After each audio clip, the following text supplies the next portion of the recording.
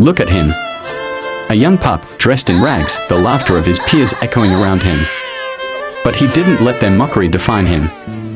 Day after day, he hustled, molding bricks under the scorching sun, polishing shoes with tired paws, selling watermelons to strangers with a hopeful smile.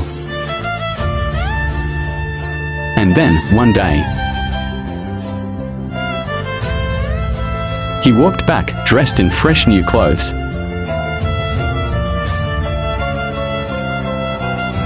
He had a lesson for them: it's not where you start, but how hard you work that changes the story.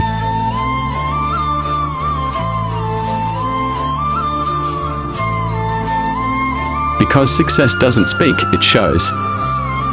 The same ones who laughed now watched in silence.